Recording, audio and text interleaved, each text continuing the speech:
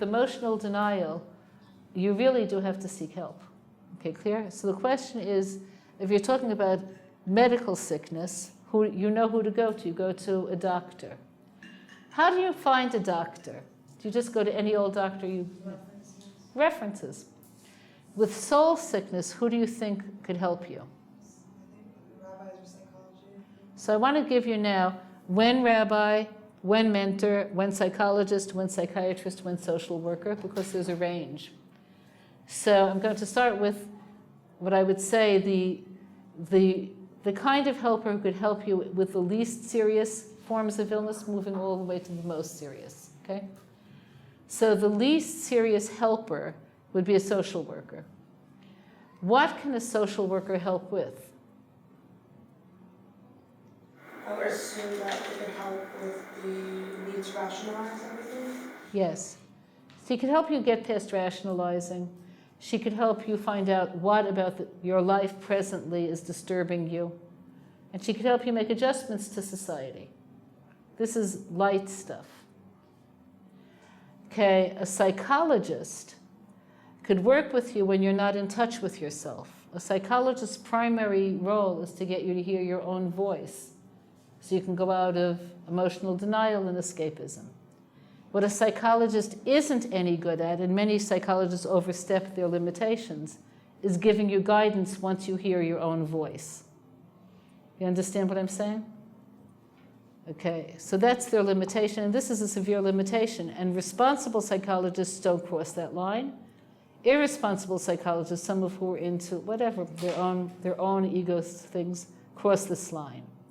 A rabbi, a Rebbetzin, a mentor, what they're good at is giving you guidance once you hear your own voice, because they know enough Torah to help you find direction.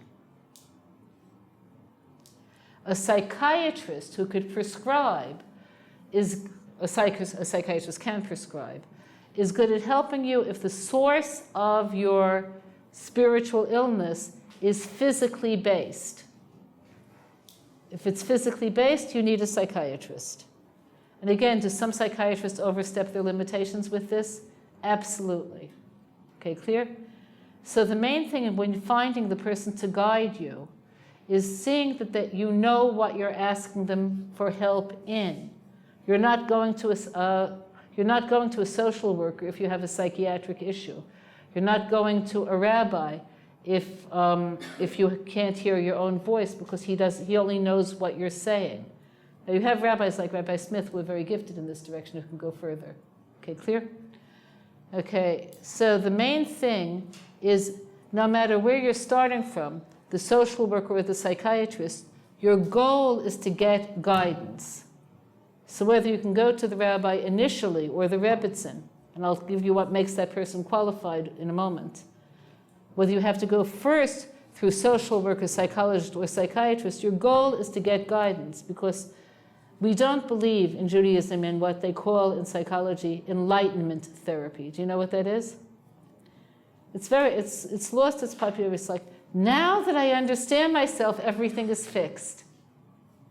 It's all because of Dad. Okay, great. You have like 70 more years to live, honey. What are you going to do? You need guidance. You need to take direction. Okay. So what would qualify a rabbi or a Rebbetzin or a mentor as being somebody who you would seek guidance from? So here's the basic rule. The person has to be wise. That means they have to know Torah, because otherwise they're giving you no direction, but they have to be wise. What's our definition of wisdom?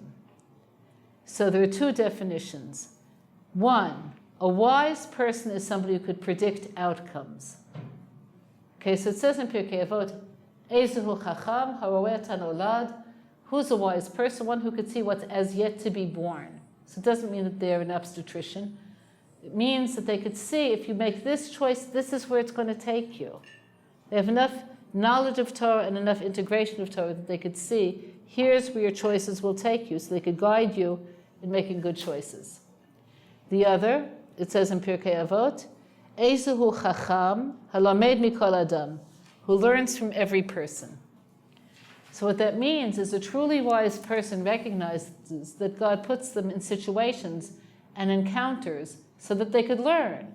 So they'll apply the Torah that they know to every person, every situation, and not be in the headset of rejection.